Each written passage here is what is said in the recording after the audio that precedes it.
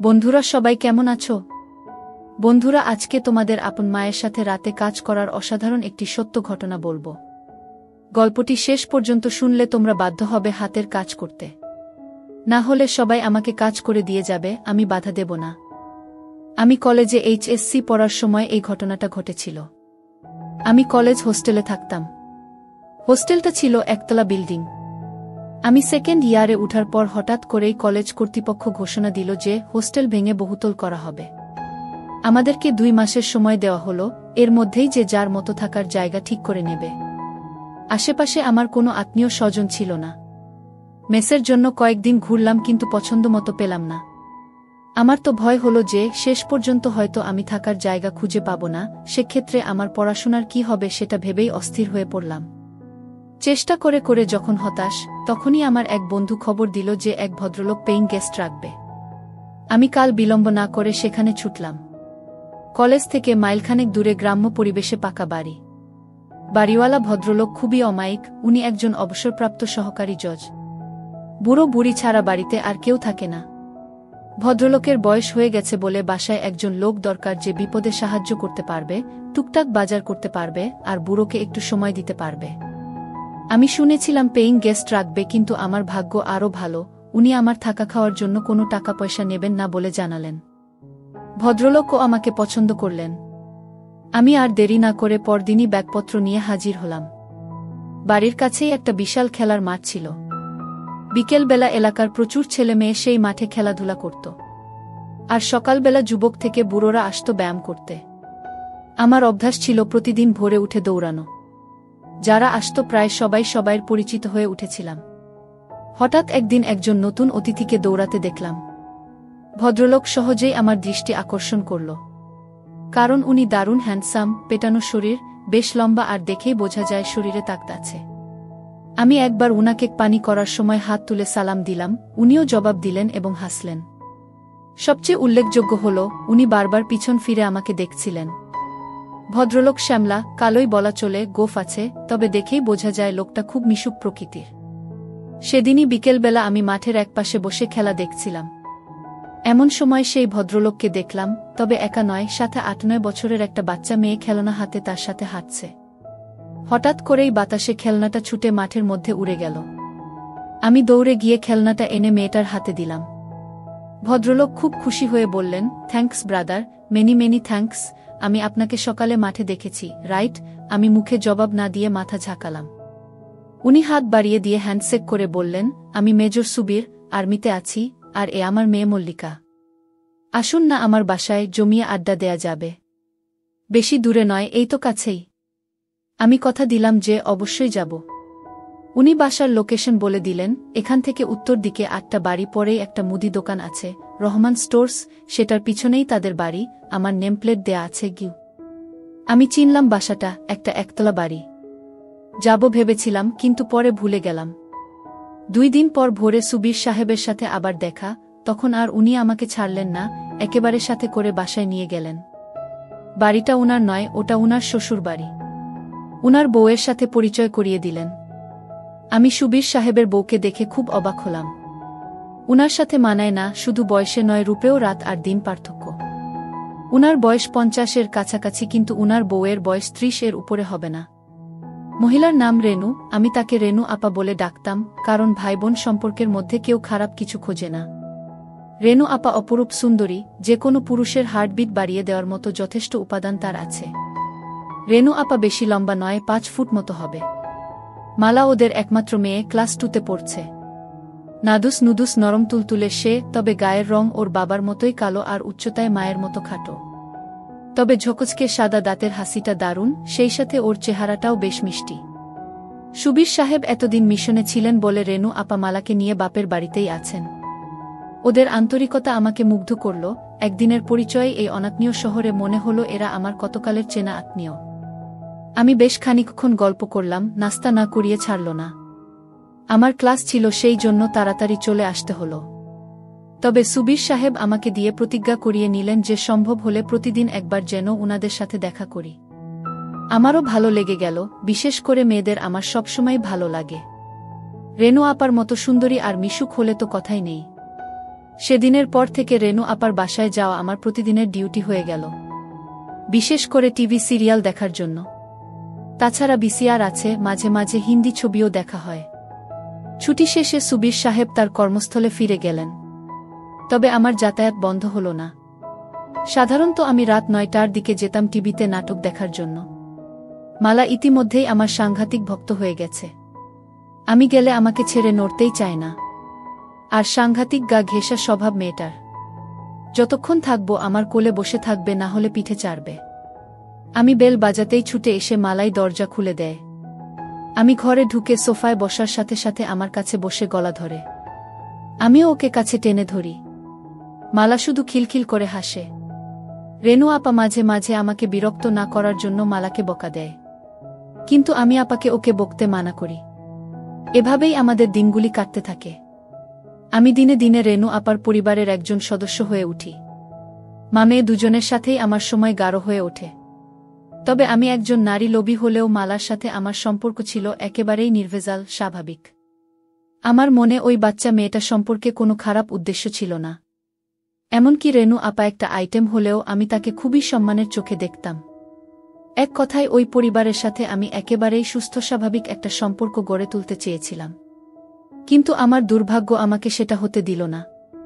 জানি না কেন, আমি যেখানেই যাই সেখানেই কোনো মেয়ে মানুষের সাথেই আমার সম্পর্ক সঠিক পথে থাকে না। এখানেও থাকল না। 4 মাস পরের কথা। তখন শীতকাল এসে গেছে। আমি সচরাচর বাসায় লুঙ্গি পরি এবং রেনু আপার বাসায়ও লুঙ্গি পরেই যাই। শীতের জন্য কয়েকদিন হলো গায়ে একটা চাদর জড়াচ্ছি। মালা যথারীতি আমার কোলে বসে এবং চাদরের ভিতরে ঢুকে পড়ে। মাঝে মধ্যে মালার নড়াচড়া এতটাই অস্বাভাবিক হয়ে পড়ে যে আমারটা গরম হয়ে ওঠে। কিন্তু আমি এই পরিবারের সাথে সম্পর্কটা নষ্ট করতে চাই না বলে খুব সাবধান থাকি, যাতে আমার দিক থেকে কোনোরকম দুর্বলতা প্রকাশ হয়ে না পড়ে। কিন্তু সবসময় মনে হয় আমরা যা চাই বিধাতা তা চান না। প্রকৃতপক্ষে সবই তো তার দখলে। একদিন আমি যথারীতি রেনু আপার বাসায় গিয়ে ড্রয়িং রুমে টিভি ছেড়ে বসলাম। আপা রান্নাঘরে ব্যস্ত ছিল বলে আমাকে বসতে বলে চলে গেল। মালা পড়াশোনা করছিল। আধ ঘন্টা পরে মালা পড়া শেষ করে ড্রয়িং রুমে এলো। আমাকে দেখেই ছুটে এসে আমার 2 পাশে পা দিয়ে কোলে বসে গেল চাদর সরিয়ে। মালা কখনো বসে স্থির থাকে না, সেদিনও বেশিক্ষণ স্থির থাকল না। মিনিট 5 মধ্যেই ওর নড়াচড়া শুরু হয়ে গেল। তবে সেদিনের নড়াচড়ার পরিমাণটা ছিল বেশি। আমি বললাম, কিরে অমন করছিস কেন? মালা বলল, আমার চুলকাচ্ছে চু। আমি বললাম, ঠিক আছে, তাহলে নিচে নেমে বস। কি আমার কথা শুনে মালা উঠে দাঁড়ালো, আর আমি আমার পা দুটি সরিয়ে মালা আমার 2 পায়ের মাঝে সোফার উপরে বসল। কিন্তু মালা সম্ভবত বুঝতে পেরেছিল যে সোফার মাঝখানে মোটা দড়ির মতো কিছু একটা আছে। আমি ওটাকে থামানোর যথাসাধ্য চেষ্টা করলাম, কিন্তু পারলাম না। ওর কানের কাছে ফিসফিস করে ধমকে উঠলাম, এই মালা, কি হচ্ছে এসব? ছাড় বলছি। কি? মালা তখন বলল, ছাড়ব না। তুমি শক্ত বানালে কেন? ছাড়ব না। কি করবে? আমি এবারে অন্য পথ চেষ্টা করলাম। বললাম, আপা দেখলে কিন্তু জবাই করে ফেলবে। মালা হেসে বলল, মামনি রান্নাঘরে তোমার জন্য পোলাও মাংস রাঁধছে, এদিকে আসবে না? গিয়ে আমি বললাম, তবুও এসব ভালো না লক্ষ্মী মামনি, ছাড়ো। মালা আরো জোরে ধরে বলল, না ছাড়ব না, আমার ধরে থাকতে ভালো লাগতেছে। আমার ধৈর্যের বাঁধ ভেঙে গেল, মাথার মধ্যে গোলমাল হয়ে গেল, আমার হিতাহিত গান লোপ পেয়ে গেল। আমি স্থানকালপাত্র সব ভুলে গেলাম। আমি ফিসফিস করে বললাম, দেখ, তুই যদি আমারটা না ছাড়িস আমি কিন্তু তোরটা ধরব। 1 সেকেন্ডও দেরি না করে মালা আমার চোখে চোখ রেখে হাসতে হাসতে বলে দিল, ধরো না, ধরো। আমি কি মানা করেছি নাকি? একেবারেই বাচ্চা একটা মেয়ে, যার কিনা সন্ধিক্ষণে পৌঁছানো এখনো অনেক বাকি, তার এরকম কাজ দেখে আমার টাস্কি লেগে গেল। একটু পর রেনু আপা এলো। আমি ভয় পেয়ে হাত সরিয়ে নিলেও মালা ছাড়ল না। যেহেতু আমাদের পুরো শরীর চাদরে ঢাকা ছিল, আপা কিছুই বুঝতে পারল না। আপা আমার জন্য গরম গরম খাবার তৈরি করে এনেছিল। আমার সামনে টি টেবিলে সেগুলি রাখতে লাগল। নিচুতে টেবিলে খাবার রাখার জন্য আপাকে আমার সামনে অনেকখানি নুয়ে পড়তে হচ্ছিল। ওই দৃশ্য চোখে পড়ার সাথে সাথে আমার কেমন যেন অনুভূতি হল। আমার চোখ সরাতে চেষ্টা করলাম, কিন্তু আমার অবাধ্য চোখ বারবার ঘুরে ফিরে চুম্বকের মতো ওদিকেই আটকে যাচ্ছিল। ভয় হচ্ছিল, বাই চান্স আপা যদি বুঝতে পারে তাহলে হয়তো ভীষণ রাগ করবে, আর আমি অনেক কিছু থেকে বঞ্চিত হব। কিন্তু সৌভাগ্যক্রমে সেসব কিছু হল না। আমি মালাকে নামিয়ে পাশে বসিয়ে দিলাম, আর আপার আনা খাবার খেতে শুরু করলাম। শুক্রবার আমাদের কলেজ বন্ধ থাকে। প্রতি শুক্রবারেই সকালে আমি রেনু আপার বাসায় যাই টিভিতে প্রোগ্রাম দেখার জন্য। সেদিনও ছিল শুক্রবার। আপা আমার জন্য চা করে নিয়ে এলো। আমি সোফায় বসা, আপা হামা দিয়ে টেবিলে চা রাখল। সেদিন আপা সালোয়ার কামিজ পরেছিল। যখন আপা চায়ের কাপ রাখতে গেল, তা দেখে আমার হার্টবিট বেড়ে গেল। আমি চা খেয়ে টিভি দেখতে লাগলাম। একটা সুন্দর ছবি হচ্ছিল। 11টার দিকে আপা নিজের কাপড় চোপড় নিয়ে ঘর থেকে বেরিয়ে গেল, সম্ভবত গোসল করার জন্য গেল। আমার গায়ে চাদর ছিল না, এজন্য মালা এতক্ষণ বিশেষ সুবিধা করতে পারছিল না। এবার মালা তার কাজ শুরু করে দিল।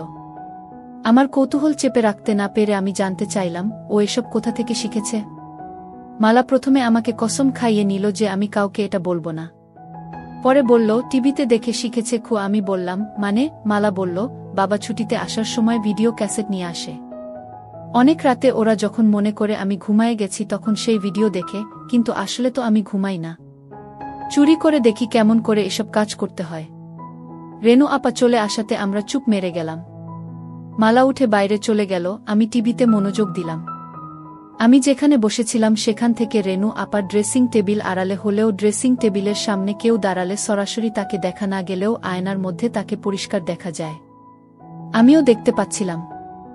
চাইছিলাম ওদিকে তাকাবো না, কিন্তু অবাধ্য চোখ বারবার ঘুরে ঘুরে ওদিকে চলে যাচ্ছিল। আপা টেবিলের উপরে পা তুলে দিয়ে লোশন মাখল। হঠাৎ আমার বুকটা এমনভাবে ধরফর করতে লাগলো যে মনে হলো হৃৎপিণ্ডটা না বাইরে বের হয়ে যায়। কারণ রেনু আপা তার সব হঠাৎ করে আমার মাথার মধ্যে বিজলি খেলে গেল। মালার বলা কথাগুলো মনে পড়ে গেল। আমি রেনু আপার কার্যকলাপের মধ্যে পরিষ্কারভাবে অন্য কিছুর স্বাদ পেলাম, আর তার টার্গেট আর কেউ নয় আমি।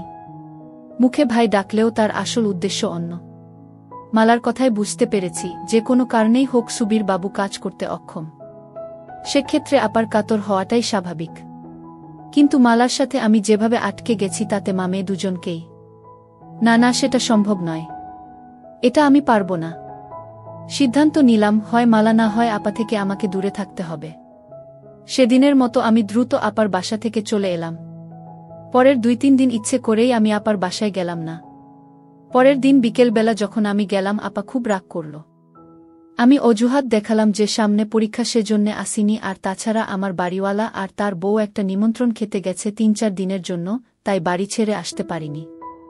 আমি সেদিনও তারা দেখালাম যে আমি বাড়িতে একা আছি, তাই বেশিক্ষণ থাকা যাবে না, চুরি টুরি হতে পারে, আমাকে তাড়াতাড়ি ফিরতে হবে। আপা সব অক্টে বিশ্বাস করল। আসলে বাড়িওয়ালা সেদিনের জন্য দাওয়াত খেতে গেছিল। আমি এদিকে মালার সান্নিধ্য মনে প্রাণে চাইছিলাম। আর তাছাড়া কয়দিন মালাকে নিয়ে হাত দিয়ে কাজ চালিয়েছি। চোখের দেখা দেখিনি, তাই এটাই সবচেয়ে বড় সুযোগ। বাড়িতে আমি একা। মালাকে সাথে নিয়ে যাওয়ার কথা বলতেই আপা রাজি হয়ে গেল। মালাও বোধ হয় এটাই চাইছিল, সেও খুশি মনে আমার সাথে চলে এলো। বাড়িওয়ালা দাওয়াত খেতে গেছে, আসবে সেই গভীর রাতে। আমি মালাকে ঘরে নিয়ে দরজা বন্ধ করে দিলাম। আগেই মালার জন্য কিছু চকলেট এনে রেখেছিলাম, সেগুলি ওকে দিয়ে আমি শুয়ে পড়লাম। মালা আমার উপর মাথা রেখে চকলেট খেতে লাগল। মালা বলল, এই চকলেট মিষ্টি না, দেখি আমার আসল চকলেট খাই। সকল কাজটাজ সেরে আমি খুশি মনে মালাকে বাসার গেট পর্যন্ত এগিয়ে দিলাম। যাওয়ার পথে মালাকে বললাম যে আমি পরীক্ষার পড়া নিয়ে কয়েকদিন ব্যস্ত থাকব, তাই ওদের বাসায় যেতে পারবো না। আমার মাথায় আরেক ফন্দি এলো, তাই মালাকে বললাম, যদি পারিস তুই নিজেই সকালে চলে আসিস। সত্যি আমি 3-4 দিন না যাওয়াতে এক ভোরে মালা এসে হাজির। আমি ওকে নিয়ে বাড়ির পিছনের সবজি খেতে গিয়ে বসলাম। ওখানে সকালের রোদটা লাগে, আর জায়গাটা নির্জন, সচরাচর ওদিকে কেউ যায় না। আবার দুজনে মিলে কাজ শুরু করে দিলাম। বেশ শান্তি পেলাম আজ। ঠিক পরে দিন মালা একটা দুঃসংবাদটা দিল। সুবীর বাবু কোয়ার্টার পেয়েছেন, মালারা খুব শীঘ্রই ঢাকায় চলে যাচ্ছে। মালা খবর দিল যে রেনু আপা আমাকে দেখা করতে বলেছে। আমি দ্রুত রেনু আপার সাথে দেখা করলাম। আপা আমাকে তার স্বামীর লেখা চিঠি পড়তে দিল। সুবীর বাবু আসতে পারবেন না, তাই আমাকে অনুরোধ করেছেন মালা আর আপাকে ঢাকার গাড়িতে উঠিয়ে দেওয়ার জন্য। রেনু আপার সকল প্রস্তুতি আগে থেকেই নেওয়া ছিল। আমাকে পরের দিনের টিকিট আনতে বলল। আমি পরের দিনের ট্রেনেই আপা আর মালাকে তুলে দিলাম। আমার কেন যেন মনে হলো আপা আমার উপর রাগ করেই তাড়াহুড়ো করে চলে গেল। অনার্স করার পরে পারিবারিক জটিলতার কারণে আমার আর গতানুগতিক লেখাপড়া করা সম্ভব হচ্ছিল না। তাই বিদেশ যাবার উদ্দেশ্যে কর্মমুখী শিক্ষা নেয়ার জন্য ঢাকার একটা বড় নামকরা শিক্ষায়তনে ভর্তি হলাম। এক বন্ধুর সাথে মেসে থাকতাম। ঢাকায় আসার পর থেকেই রেনু আপা আর মালার সাথে দেখা করার এক অদম্য আগ্রহ থাকলেও ইনস্টিটিউটের কঠিন নিয়মকানুনের জন্য হয়ে ওঠেনি। কারণ সকাল 7টা থেকে দুপুর 2টা পর্যন্ত ক্লাস করতে হতো, তারপরে মেসে ফিরে পরের দিনের হোমওয়ার্ক করতে হতো, সপ্তাহে শুধু শুক্রবারে ছুটি থাকত। বেশি ছুটি পেলেই বাড়িতে যেতে হতো টাকার জন্য, এসব কারণে আর হয়ে ওঠেনি। সবচেয়ে বড় সমস্যা হলো, রেনু আপাদেরকে তো খুঁজে বের করতে হবে, আমি সুবীর বাবুর ঠিকানা জানি না। আর সে কাজের জন্য যথেষ্ট সময় দরকার, যেটা আমি কোনোভাবেই ম্যানেজ করতে পারছিলাম না। হঠাৎ করেই ইনস্টিটিউট 2 সপ্তাহের জন্য বন্ধ হয়ে গেল। আমি বাড়ি যাওয়া বাদ দিয়ে মালাদের খুঁজে বের করার জন্য মনস্থির করলাম। মনটা বড়ই আওলা লাগতেছিল। আমি ছুটির কথা বন্ধুকে বললাম, কিন্তু বাড়ি যাব না সেটা বললাম না। পরের দিন বন্ধু কাজে বেরিয়ে যাওয়ার সময় শুধু জানালাম, আমি হয়তো বাড়ি চলে যেতে পারি। প্রথমেই গেলাম ঢাকা সেনানিবাস অফিসার্স কোয়ার্টার্স এলাকায়। ঢুকতেই গার্ডদের বসার রুম, সেখানে জিজ্ঞেস করে জানতে পারলাম সুবীর বাবু অনেক আগে কোয়ার্টারে থাকতেন। পরে তিনি মিশনে বিদেশ চলে যান। বিদেশ থেকে ফিরে ঢাকায় বাড়ি কিনেছেন, উনার পরিবার সেই বাড়িতেই থাকে। কিন্তু তারা সেই বাসার ঠিকানা দিতে পারল না, তবে আমাকে আর্মি হেডকোয়ার্টারে খোঁজ নেবার পরামর্শ দিল। আমি সোজা হেডকোয়ার্টারে গিয়ে খোঁজ নিলাম। সুবীর বাবুর প্রমোশন হয়ে এখন তিনি লেফটেন্যান্ট কর্নেল, বাসার ঠিকানা পাওয়া গেল। আমি কোনো দ্বিধা না করে সোজা চলে গেলাম মিরপুরের সেই বাসায়। সহজেই পাওয়া গেল, নম্বর মিলিয়ে 6তলা বিল্ডিং এর সামনে যেতেই বসবাসকারীদের নেমপ্লেট চোখে পড়ল, সেখানে সুবীর বাবুর নামও আছে। আসলে সুবীর বাবু বাড়ি নয়, ফ্ল্যাট কিনেছেন। নামের পাশেই ফ্ল্যাটের নাম্বার দেয়া। 4 তলায় সুবীর বাবুর ফ্ল্যাট। 4 তলায় গিয়ে সুবীর বাবুর নাম লেখা দরজার বেল চাপতেই ভিতর থেকে আওয়াজ পেলাম, কে? জবাব না দিয়ে দাঁড়িয়ে রইলাম। কিছুক্ষণ পর দরজা খুলে গেল। মালাকে চিনতে একটু কষ্টই হলো, রাস্তায় দেখলে চিনতে পারতাম না। চেহারার আদলটা আছে, আর সব কিছু পাল্টে গেছে। বেশ লম্বা আর একটু মোটা হয়েছে মালা। আমাকে দেখেই চোখ কপালে তুলে একটা চিৎকার দিল, ও মামনি, দেখো কে আসছে। রেনু আপা ছুটে এলো, আমাকে দেখেই কাছে টেনে নিল। বাসায় ঢোকার পর একটু অভিমান, একটু রাগ, কেন আসিনি, কেন খবর রাখিনি, এইসব চলল অনেকক্ষণ ধরে। বিকেলে সুবীর বাবু ফিরেও এক চোট বকা দিলেন। কিন্তু আদরের সীমা নেই, যেন জামাই আদর। আপা আমাকে কি কি রান্না করে খাওয়াবে সেটা নিয়ে ব্যস্ত হয়ে গেল। বিকেলবেলা আপা আর্মিদের বউদের নাকি একটা ক্লাব আছে, সেখানে চলে গেল। পরে মালা আমাকে বলল, আপা ফিরবে সন্ধ্যার পর। আপা গেলেও সুবীর বাবু বাসায় রইলেন। সেদিন আর মালাকে একা পেলামই না। তবে চোখে চোখে আমাদের অনেক কথা হয়ে গেল। এভাবে একটা দিন গেল। এতদিন পরে এলেও মালার মাঝে আমার জন্য ব্যাকুলতা দেখে ভালো লাগলো। যাক, শেষ পর্যন্ত এত কষ্ট করে খুঁজে বের করা সার্থক হবে বলে মনে হচ্ছে। সৌভাগ্য কাকে বলে। পরদিন সকালে অফিসে যাবার ঘণ্টাখানেক পর বাসায় ফিরে সুবীর বাবু ঘোষণা দিলেন, উনাকে এক্ষুনি বান্দরবান ছুটতে হবে, ওখানে কি যেন একটা ঝামেলা হয়েছে। আধা ঘন্টার মধ্যে নিচে গাড়ি এসে হর্ন দিল, উনি চলে গেলেন। যাবার আগে আমাকে অনুরোধ করে বলে গেলেন আমি যেন উনি না ফেরা পর্যন্ত না যাই। মনে মনে বললাম, আমিও তো সেটাই চাই। মালা সকালে স্কুলে গেছে, আসবে 2টার দিকে। বাসায় আমি আর রেনু আপা একা, আপা রান্নাঘরে ব্যস্ত রান্না নিয়ে। রান্না শেষে আপা আমাকে গোসল করে নিতে বলল। আমি গোসল থেকে বের হলে আপা গেল গোসল করতে। এ ফ্ল্যাটে গেস্ট রুম আছে, কাজেই আপা বেডরুমে আর আমি গেস্ট রুমে। টেবিলে খাবার দেবার সময় খেয়াল করলাম, আপার লোভী চোখ আমাকে কেবল দেখছে আর দেখছে, যেন গিলে খাবে। খাওয়া শেষ করে আপা আমাকে বলল, তোর সাথে আমার কিছু কথা আছে। আমি ব্যস্ততার ভান করে বললাম, আপা, আছি তো বেশ কিছুদিন, পরে শুনব। আমি বুঝতে পেরেছিলাম আপা আমাকে কি বলতে চায়। আপা বলল, আচ্ছা ঠিক আছে, তুই রেস্ট নে, আমি একটু বেরুবো, একটু পরেই মালা চলে আসবে। আমি গেস্ট রুমে ফিরে এলাম। আপা সেজেগুজে যাওয়ার সময় আমার সাথে দেখা করে দরজা লাগাতে বলল। আপাকে কেমন যেন বিষণ্ণ লাগছিল। 2টার পরই কলিং বেল বাজল। দরজা খুলে দিতেই মালার হাসি মুখ দেখতে পেলাম, খুশিতে চমকাচ্ছে। ঘরে ঢুকেই বলল, বাবা আসেনি, ওর বাবার বান্দরবান যাওয়ার কথা ওকে জানালাম। শুনে আরো বেশি খুশি হলো, আমাকে নিয়ে নাচতে লাগলো আর গান গাইতে লাগলো। মালা বেশ লম্বা হয়েছে।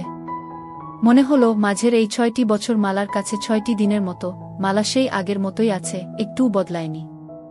আমাকে চকাস চকাস করে অনেকগুলি পাপ্পা দিয়ে বলল, মামা ওয়েট করো, আমি আসছি। মালা দৌড়ে ওর রুমে চলে গেল, স্কুল ড্রেস ছেড়ে স্কার্ট আর টি শার্ট পরে এলো। এসেই ঘোষণা দিল, মামা চলো আজ একসাথে গোসল করব। আমি অবাক হয়ে বললাম, বলিস কি? মালা বলল, হ্যাঁ, এটা আমার অনেক দিনের স্বপ্ন। তোমাকে নিয়ে আরও কত যে স্বপ্ন আমার এই ছোট্ট বুকের মধ্যে গেঁথে রেখেছি সেটা তুমি কিভাবে বুঝবে? এতগুলি বছর পরে তুমি এলে, আর আমি তোমাকে প্রতিটা দিন মিস করেছি। মালা কাঁদতে লাগল, চোখের পানি মুক্ত বিন্দুর মতো ঝরে পড়ছিল। একটু স্থির হয়ে আবার আমাকে তাড়া দিল, কই চলো, বললাম না একসাথে গোসল করব? আমি বললাম, কিন্তু আমি তো গোসল করে নিয়েছি। মালা বলল, তাতে কি? আমি বললাম, তুই সত্যিই একটু বদলাসনি, কেবল বড়ই হয়েছিস। মালা হাসল, বলল, বড় তো হয়েছিই তোমার জন্য। তখন যা যা পারোনি, এখন সব উসুল করে নাও, তোমাকে সব উজাড় করে দেব, এটা আমার অনেক দিনের আশা। মালাকে বললাম, একটা সত্যি কথা বলবি? তুই কি এখনো ইনটেক? মালা বড় বড় চোখ করে আমার দিকে তাকিয়ে বলল, মামা তুমি তোমার মালাকে চেনো না? তুমি ছাড়া এই দুনিয়ায় আর কে আছে যে আমাকে আনবক্স করবে? আমি তো তোমার জন্যই সব জমিয়ে রেখেছি। আমাদের প্রথম প্রথম একটু কষ্ট হলেও আস্তে আস্তে মজা চলে এলো। মালাও দারুণভাবে এনজয় করতে লাগল। সন্ধ্যার পর রেনু আপা এলে আমরা বসে বসে অনেক গল্প করলাম। রেনু আপা আমার দিকে কি রকম করে যেন চোখে তাকাচ্ছিল। রাতে আমি শুয়ে পড়ার পরে আগের রাতে সুবীর বাবু আমার মশারি টাঙিয়ে দিয়েছিল। সেদিন রাতে সুবীর বাবু না থাকাতে আপাকে দেখলাম মশারি হাতে আমার বিছানার কাছে আসতে। আমি ঘুমের ভান করে মটকা মেরে পড়ে রইলাম। আপা প্রথমে লাইট অফ করে ডিম লাইট জ্বালালো, তারপর আমার পাশে খাটের উপর বসল।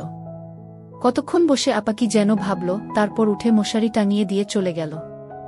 সেদিন রাতেও আপা আমার পাশে বিছানায় অনেকক্ষণ বসে রইল। আমি জানতাম আপা কি চায়, কিন্তু ও যে মালার মা। আমি যদি মালাকে বিয়ে করতাম তাহলে রেনু আপা আমার শাশুড়ি হতো। আমি কিছু বলতেও পারছিলাম না আপা কষ্ট পাবে বলে, আবার মেনে নিতেও কষ্ট হচ্ছিল। আপাকে আমি অন্য চোখে দেখতাম, মনে মনে খুব শ্রদ্ধা করতাম। মাথার মধ্যে আমার চিন্তার ঝড় বয়ে যাচ্ছে, একটা দ্বন্দ্ব চলছিল। শেষ পর্যন্ত সিদ্ধান্ত নিলাম, না, এমন কাজ করা যাবে না, কারণ ও যে মালার মা, ওকে যে আমি বড় শ্রদ্ধার চোখে দেখি। তাই আপা যখন কাছে চলে এলো, আমি বললাম, ছি আপা, এ কি করছা? আপা যেন পাগল হয়ে গেল। আমাকে ধরে বলল, প্লিজ আমাকে একটু সুখ দে, আমি আর থাকতে পারছি না, আমি তিলে তিলে শেষ হয়ে যাচ্ছি। লক্ষ্মী ভাই আমার, আমাকে বঞ্চিত করিস না। সেই প্রথম তুই যখন আমাদের বাসায় আসলি তখন থেকেই তোর জন্য পাগল হয়ে আছি। বন্ধুরা, ভিডিওটি অনেক বড় হয়ে যাওয়ার কারণে গল্পের বাকি অংশ অন্য কোনো ভিডিওতে দেওয়া হবে। সবাই সাথেই থাকো।